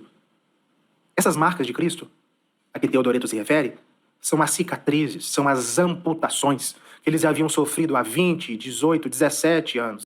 Isso é absurdo. Esse relato é muito forte. Até recentemente, uns 2, 3 anos antes, sob Licínio, estavam no Concílio de Nicéia bispos que disputavam piedosamente mostrando as suas chagas, mostrando as marcas da perseguição de Diocleciano, de Galério, de Daia, de Licínio, homens como São Cotamão de Heracleia, bispo que durante a fase mais terrível da perseguição na Palestina, sob Maximino Daia, teve o olho direito perfurado, não tinha um olho, estava lá São Pafinúncio, bispo de Tebas, no Egito, que também sob Daia, teve o olho direito arrancado e os 2 joelhos cortados. Orcião Ósio de Córdoba, confessor da fé, quase mártir sob Maximiano, presidente do Concílio de Nicéia. Por que esses homens foram açoitados, flagelados, amputados? Porque eles não quiseram jogar um punhado de incenso para os deuses. E nenhum deles percebeu as intenções paganizantes de Constantino. Nenhum daqueles homens provados não apenas na fé e na virtude, mas nos grilhões. Nenhum deles percebeu que Constantino os estava enganando. Todos eles que foram presos, açoitados, flagelados, perfurados com ganchos, esticados no cavalete e queimados para não adorar os deuses romanos, aceitaram de bom grado o sincretismo religioso que Constantino lhes oferecia. O próprio Santo Alexandre, bispo de Alexandria, que ainda padre, quando viu seu antecessor, São Pedro de Alexandria, ser decapitado por não adorar os falsos deuses sob Maximino Daia, agora ele abraçava também o projeto sincrético de Constantino. Vejam a loucura, meus amigos, que é supor que esses homens, que viram seus maiores, seus antecessores, serem devorados nas arenas pelas feras, esses bispos que viram os seus antecessores padecendo nos mais indizíveis suplícios pela pureza da fé que receberam dos apóstolos, estavam todos agora dispostos a abraçar o cristianismo paganizado que Constantino lhes oferecia? Ah, Mas eles foram enganados. Sim, claro, esqueci. Ninguém entendeu isso durante 1.300, 1.400 anos, mas Rodrigo Silva percebeu. Eu não tenho o que comentar. É a maior humilhação intelectual que eu já vi, mas eu não consigo comemorar isso porque o que o Lucas está fazendo aqui não é no intento de humilhar, né? Mas conhecendo o Lucas, sabendo o que ele está fazendo aqui, é algo de nos entristecermos pelo tamanha cara de pau de pessoas como Rodrigo Silva, de jogarem a história dos mártires, a honra e a vida dessas pessoas que morreram pela igreja, né, no lixo, com esse tipo de afirmação completamente sem pé nem cabeça. E, claro, foram enganados, e sem que eles percebessem, de um dia para o outro, estavam adorando santos no panteão, certo? Nos nichos que estavam os deuses pagãos, ele tirou e colocou imagens de santos. Vocês percebem o quão absurda é a tese que ele sustenta? O quão absurdo é tudo isso? Para afirmar esse suposto sincretismo, ele faz induções e faz saltos lógicos que eu acho, francamente, que o público dele não deve pegar. Eu até acho que essas afirmações não são dele, deve ter tirado de estudiosos de língua inglesa, muito provavelmente, mas são hipóteses desenraizadas das fontes e que não sobrevivem ao menor exame de bom senso. Como eu disse, para ser o mais benévolo possível, são teorias. São hipóteses. O problema é que o Rodrigo Silva transforma hipóteses em pressupostos. Aí ele vai saltando de dedução em dedução. Porque, no final das contas, o que importa é demonstrar que o cristianismo acabou depois de Constantino. É isso que importa. O que ele faz me lembra muito aquilo que Chesterton fala no Homem Eterno. Ele fala daquelas pessoas que cristalizam rapidamente uma hipótese em teoria e fazem da teoria um pressuposto. E o Rodrigo Silva dá alguma prova para esse sincretismo? Eu não estou falando de semelhança aparente entre símbolos. Não, eu estou falando de prova. Ele dá uma prova. E essa aqui. Você entende por que aquele chapéu do bispo de Roma é chamado de mitra? Não é coincidência. Por que aquele chapéu é chamado de mitra? A mitra papal. Porque tem relação com todo esse sincretismo que foi criado. Mitra vem do grego mitre, que ora, em alguns textos, significa uma peça de armadura em torno da cintura e ora significa diadema, um adereço que se usa na cabeça. Ele está falando que é a mitra. E a mitra não é só papal. Papal é a tiara. A mitra é de todos os bispos e abades, a partir do século XII. Ele fala que a mitra tem esse nome por causa do deus Mitra. Mas na verdade significa isso. Diadema, turbante, alguma coisa que se usa na cabeça. Inclusive, o primeiro registro... Meu Deus. Ai, cara, que vergonha, velho. Registro usa essa palavra para se referir ao adereço episcopal, segundo o Dictionnaire d'Histoire de l'Église, publicado pelas edições do Surf. A primeira menção a essa palavra é do ano de 1048, 700 anos depois de Constantino. E ele fala que é por causa do deus Mitra, sendo que é simplesmente por causa de uma palavra grega que significa diadema, que se usa na cabeça. Dizer o que ele diz sobre Mitra é o mesmo que dizer que isso aqui é um pedaço da roupa. É um termo equívoco, com vários significados. Eu não queria descer esse tipo. Cara, que loucura, velho. Recomendo aí, Rodrigo Silva, ó, categorias, capítulo 1, tá? Termos homônimos, dá uma olhada lá. O que são termos equivocados? Tipo de argumento. Mas é bom que as coisas fiquem claras. Pô, é mole, o cara quer refutar o catolicismo, o cara não sabe, velho, o cara nunca estudou antepredicamentos, entendeu? E eu gostaria de concluir com um último ponto. Vejam o que ele diz aqui. De fato, Constantino não tem elementos que a gente pode falar que ele se converteu realmente. O senhor não conhece os elementos, senhor Rodrigo Silva. Eu vou te dar os elementos. Alguns, obviamente, somente alguns. Mas tentarei seguir aqui a ordem cronológica. 1. Um dia após a sua vitória sobre Maxêncio, quando entrou em Roma vitorioso, em 29 de outubro de 312, Constantino aceitou que o Senado, todo ele pagão, lhe oferecesse uma estátua, mas mandou que lhe colocassem uma cruz na mão. 2. Em uma carta ao bispo de Cartago, ainda no final de 312, Constantino anuncia que colocaria somas consideráveis à disposição, abre aspas, dos sacerdotes da Santíssima Igreja Católica. Isso nós vemos na História Eclesiástica de Eusébio, livro 10, capítulo 6. 3. Entre o final de 312 e o início de 313, ele dirige um decreto ao governador da África para ordená-lo que restituísse o mais rápido possível todos os bens confiscados dos cristãos durante a grande perseguição. Isso também na História Eclesiástica, livro 10, capítulo 5. 4. Em 313, Constantino escreve ao Papa Milcíades, reconhecendo-o como juiz da querela donatista, na África. E na carta ele diz o seguinte: vós não ignorais que meu respeito pela Santa Igreja é tão grande que não quereria ver nenhuma divisão e nenhum cisma. Isso está na História Eclesiástica, livro 10, capítulo 5. 5. Em 313, em uma resposta aos donatistas que estavam apelando para ele do julgamento dos concílios, Constantino responde aos donatistas nos seguintes termos: eles apelam para mim, quando eu mesmo devo ser julgado por Cristo. Isso é profissão de fé manifesta. Vocês podem encontrar isso no livro de Optato de Mileve, sobre a querela donatista, num apêndice que ele fez em dossiê com documentos relevantes sobre a eleição do bispo siciliano, que os donatistas questionavam. Isso está lá no De Schismate Donatistarum, da edição de Mini, página 25. 6. Isso ainda em 303. Em 314, quando Constantino mandou emitir moedas comemorativas em memória do seu pai, ele não permitiu qualquer representação de nenhum rito relacionado com a consagração pagã dos divi, como era tradicionalmente. Ainda em 314, a oficina de Tarragona começa a inscrever a cruz como marca monetária. A partir de 317, numa série monetária cunhada em Cícia, muito famosa na Panônia Superior, já se vê os dois monogramas cristãos gravados no elmo do imperador. Ferdinand Lott comenta isso dizendo o seguinte: isso em 317. Isso é mostra indiscutível de uma profissão pública de fé no cristianismo. Com efeito, se quanto ao reverso, a escolha das imagens, legendas e símbolos é deixada ao critério do artesão do ofício, já no respeito à face, em contrapartida, a representação do imperador tem caráter oficial, sagrado. Introduzir uma modificação, mesmo ligeira, nos emblemas, sem conhecimento do senhor, do imperador, exporia quem tal praticasse ao castigo aplicado aos crimes de lesa majestade, que eram os piores. O emblema monetário aqui usado inspirou-se provavelmente nos símbolos pintados nos escudos em outubro de 312. O segundo desses monogramas é com efeito desconhecido antes do reinado de Constantino. Nona evidência: a partir de 317, o lábaro, com o monograma de Cristo, tornou-se obrigatório em todos os exércitos. 10ª evidência: antes já de 320, os judeus foram proibidos, sob pena de morte, pelo fogo, de lapidarem os seus correligionários que se convertessem ao cristianismo. Constantino proibiu que as municipalidades pagãs obrigassem os cristãos aos sacrifícios, concedeu à igreja a autoridade para alforriar escravos, aboliu todas as penas decretadas contra o celibato e concedeu poder de jurisdição civil aos bispos. 11ª. Em 324, Constantino proíbe que qualquer estátua ou imagem sua continuassem sendo mantidas em um templo pagão.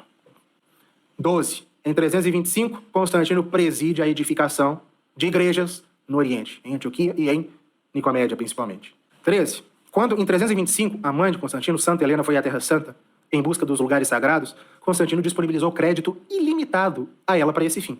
E quando, meses depois, foi descoberta a relíquia da Vera Cruz, ele escreveu ao bispo de Jerusalém, São Macário, o seguinte: não há palavras com que possamos celebrar esse milagre.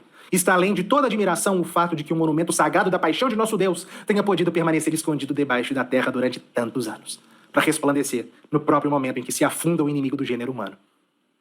A razão desfalece, o divino ultrapassa o humano. E ele ordenou, imediatamente, que se construísse um conjunto de monumentos dignos dos Não conhecia essa citação, incrível. locais sagrados e que nessa construção se utilizasse os mais nobres materiais. Inclusive, a célebre igreja, sobre o lugar verdadeiro do sepulcro de Cristo, e não sobre aquele túmulo inventado pelos protestantes em Jerusalém no século XIX. 14. A partir de 325, isso é importante, a partir de 325 a sua adesão ao cristianismo já estava completa e era até ostensiva. No Palácio Imperial de Constantinopla, ele mandou colocar, perto da porta da entrada, um quadro que o mostrava em oração, com os olhos postos no céu. Num outro quadro, dentro do palácio, ele era representado, Constantino representado atravessando um dragão com o ferro do lábaro. Ele mandou construir um oratório particular, onde tinha o quê? Tinha mitra? Não, uma simples cruz. Aí sim, uma simples cruz. 15. A sua legislação se tornou cristã, ostensivamente. O domingo, que já não era o dia do sol, mas da ressurreição, passou a ser o dia de descanso obrigatório. O suplício da cruz foi suprimido para sempre. Constantino proibiu que os criminosos fossem marcados no rosto com ferro e brasa, porque, isso dizia o texto legal, a face do homem é feita à semelhança da beleza divina. Ele proibiu que os escravos fossem separados de suas esposas e filhos, adotou medidas contra o adultério, proibiu a manutenção de concubinas por homens casados, tudo por influência dos bispos. 16. Em 326, ele condenou o culto de Apolo. Por quê? Porque foi justamente o oráculo de Apolo, que desencadeou a perseguição de Diocleciano. Ainda em 326, ele repreendeu seus soldados por fazerem sacrifícios a Júpiter. 18. Em 327, ele escreveu ao rei persa Sapor para pedir que ele protegesse os cristãos e tentou convencer o próprio Sapor a se fazer cristão. Em 330, ele proibiu que os seus funcionários fizessem sacrifício nos atos oficiais e declarou que os soldados que ele queria agradar, com o mitraísmo, eu vi mitra no sol, ele proibiu que os soldados participassem de cultos pagãos. Então, veja bem, o Constantino teve essa visão de uma cruz no céu. E ele falou com os soldados dele que ele tinha visto o Deus Sol. Mas, para outros, ele falou que tinha visto Cristo. E, podemos colocar aqui como 20ª evidência, ao longo da vida, ele fez numerosas exortações desde 319 até sua morte em 327, ele convidando os seus súditos a se converterem ao cristianismo. Ah, mas ele só foi batizado no leito de morte. No século IV isso não tinha nada de extraordinário. Porque se tinha a ideia justamente de que, conferido in extremis, o batismo conferia a salvação eterna de uma pessoa que se converteu adulta. Também São Gregório Nazianzeno adiou o seu batismo e depois lutou contra essa prática, de adiar. É justamente o que explica Eusébio na vida de Constantino. Quando se certificou de que seu fim estava próximo, pensou que aquela era já a ocasião de purificar-se de seus erros passados. Certo estava de que, com a ablução salvífica e com o poder das arcanas palavras, sua alma ficaria limpa de tudo que havia pecado, como mortal. E eis que, no dia em que se decidiu se batizar, 22 de maio de 337, Constantino disse: eis que chegou o dia de que tinha sede há tanto tempo. Chegou a hora da salvação que eu esperava de Deus. Chegou para mim a hora de gozar do selo que confere a imortalidade.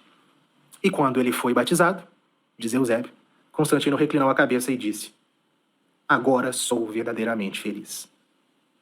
Agora que me fui encontrado digno da vida imperecível. Agora sei que tenho parte na luz divina.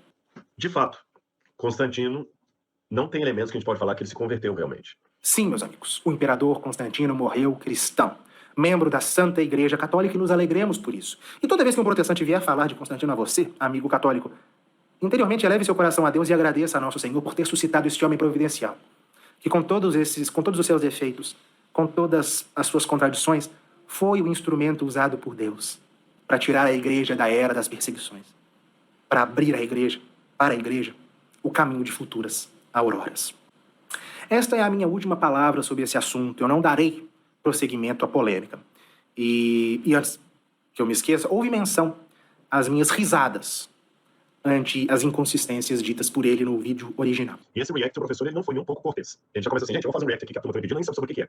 Aí, quando eu começo a falar sobre Constantino e as mudanças que Constantino trouxe para a igreja, a primeira coisa que ele faz é... A respeito disso, eu só tenho uma resposta. A de que é melhor rir de uma tolice que outrem diz do que rir às custas da verdade. Porque quem mente, ri da verdade. Rezemos para que Cristo conceda a este Senhor o dom da conversão, como um dia converteu Constantino, o primeiro imperador cristão. E peçamos à Santíssima Virgem Maria, terror de todos os hereges, exterminadora de todas as heresias, que nos livre do erro e da mentira. Ao fim e ao cabo, e agora eu falo diretamente aos católicos, nós podemos nos alegrar, porque nós sabemos que as promessas de Cristo não falharam 1, 2 ou 3 séculos depois dele. Para nós, aquilo que Cristo prometeu, a perpetuidade da sua igreja, não falhou nem no século IV e nem em século algum. O Império Romano, que não venceu a Igreja Católica com as perseguições, tampouco a venceu com uma pretendida paganização. O Império Romano foi vencido por Cristo e não o contrário. Para nós, o cristianismo não se perdeu no dia seguinte a Cristo para reaparecer 16, 17, 18 ou 19 séculos depois por iniciativa de uma visionária dos Estados Unidos ou de qualquer tolo que se propôs a fundar uma igreja. Não. Nós sabemos que não. Nós sabemos que a igreja de Pedro é a igreja de Leão Magno, de Gregório Magno, de Gregório VII, de Pio V, de Pio X. A igreja que os apóstolos legaram a Clemente, a Inácio e a Policarpo é a igreja de Irineu, de Cipriano, de Atanásio, de Ambrósio, de Crisóstomo, de Basílio, de Agostinho, de Anselmo, de Boaventura, de Aquino, de Belarmino e de Ligório. A igreja daquelas virgens dos tempos das perseguições pré-constantinianas, a igreja de Blandina, de Cecília, de Luzia, de Anastácia, de Ágata, de Inês. É a igreja de Escolástica, de Hildegarda, de Clara, de Catarina, de Teresa, de Margarida, de Teresinha. A igreja daquela multidão de mártires dos séculos I, II, III e IV, a igreja de Estevão, de Lourenço e de Vicente, não é outra que a igreja de Antão, de Patrício, de Bento, de Bonifácio, de Bernardo, de Francisco, de Domingos, de Antônio, de Inácio, de Mó, de Xavier, de Felipe Neri, de João Bosco, de Vianney. E nós sabemos que aquela igreja na qual Constantino entrou pelo batismo é a igreja que um dia seria a de Teodósio, de Clovis, de Carlos Magno, de Henrique, de Estevão, de Fernando e de Luís. Deve ser muito triste pensar, como eles pensam, que a obra de Cristo se perdeu há 17 séculos. Mas não se perdeu. Nós temos a certeza de que a igreja de Jesus Cristo não foi vencida pelo Império Romano. Foi ela que o venceu. Nós sabemos que a igreja que saiu das catacumbas vitoriosa após a era das perseguições é a igreja que converteu os bárbaros. É a igreja que construiu a cristandade, que levou o evangelho aos 4 cantos do mundo, vencendo as heresias, superando as perseguições, sobrevivendo aos impérios, sentada no áureo trono dos séculos e rompendo vitoriosa depois de cada crise, dotada sempre da certeza que contra ela, a igreja que Cristo edificou sobre Pedro e seus sucessores, as portas do inferno jamais prevalecerão. Você, católico que me assiste, agora eu queria que você soubesse que essa história é sua. A longa jornada da igreja pelos séculos não é para nós uma história longínqua, distante, que nada tem a ver conosco. Não. Essa é a nossa história. Quando nós somos batizados, como Constantino um dia foi, nós somos incorporados à igreja e, portanto, a história dela também é nossa. E tampouco não é uma história baseada em hipóteses, teorias, suposições, não. A nossa religião é histórica, os seus fundamentos estão na história, como diz Dom Prosper Guéranger. E é justamente para ajudar os católicos a conhecer a sua própria história e impedir que eles caiam em falastrões que eu fundei a Escola de História da Igreja. Inclusive, vamos deixar na descrição o link com a bibliografia da escola. Pessoal, muito bom o vídeo. Essa parte final foi muito tocante, assim, porque em breve eu quero fazer um vídeo contando um pouco sobre a minha conversão, mas eu acho que se a igreja realmente ela não for católica, se a igreja cristã não for a igreja católica, realmente eu não vejo sentido em ser cristão, por qualquer outra narrativa, né? Você pode ter argumentos protestantes muito, muito bons e rebuscados que, de fato, resolvam problemas teológicos, mas a grande verdade é que, ao meu ver, você só consegue realmente entender o cristianismo como salvação da humanidade, né? Você consegue de fato entender a economia da salvação junto da história humana se você realmente ver a história pelas lentes da Igreja Católica, mãe e mestra da verdade e que nos dirige neste mundo tão sombrio, neste vale de lágrimas, né? Muito bom o vídeo. Eu não sei, eu tava realmente achando que ia ser a maior surra e humilhação intelectual que eu já vi na internet, e de fato foi, mas o gosto que fica na minha boca não é esse, né? Acho que isso é um grande mérito do Lucas também. O que fica pra mim é realmente de realmente...